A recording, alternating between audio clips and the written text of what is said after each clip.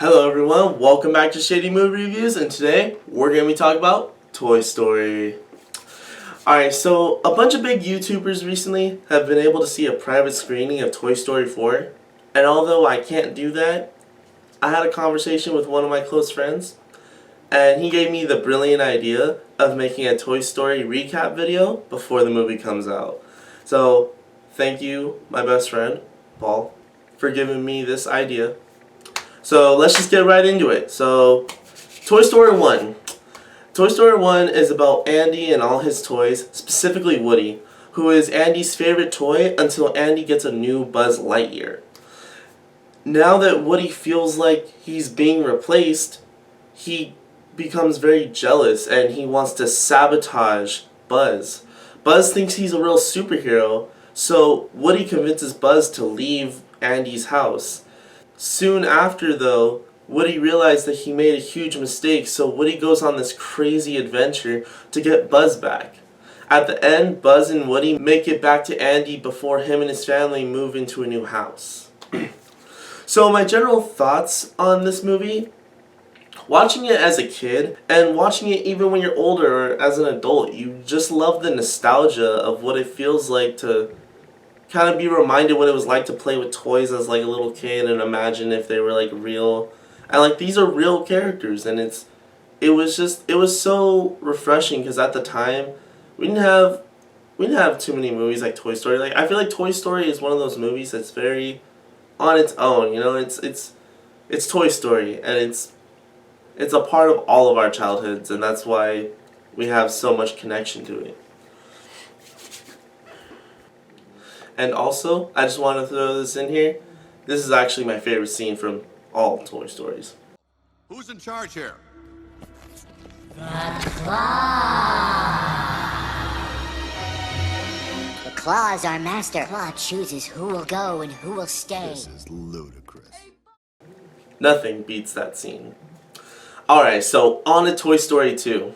So Toy Story 2 starts off with Woody getting stolen at Andy's garage sale, because it turns out Woody is a very highly valuable toy and learns that he was actually created with another set of toys, being Jessie, Bullseye, and Sticky Pete.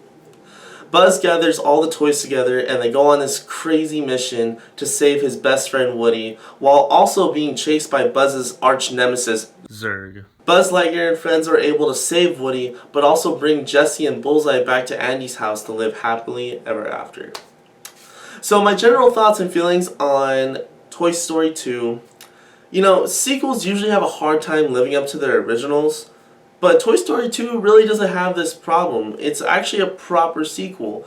They did what a sequel is supposed to do. They expanded on what the first movie did, but they didn't recycle the same thing over.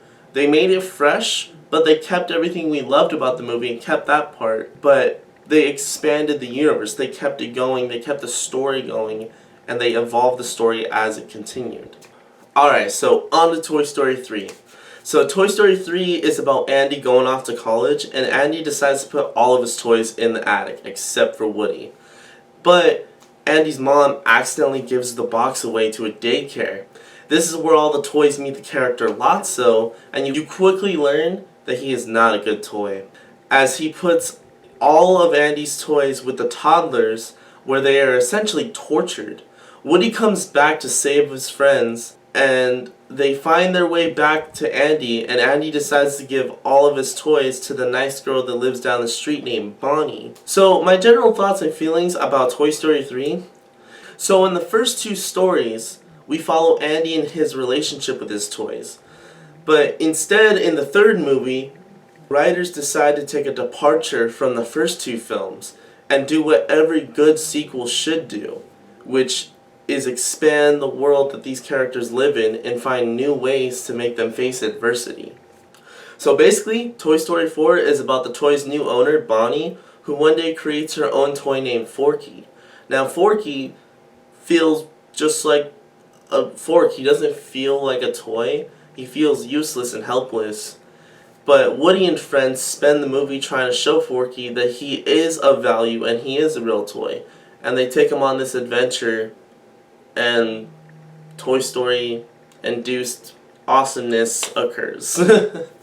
So, my general thoughts on what I want from Toy Story 4, like I said before, I feel that Toy Story 3 was a departure from the first two films.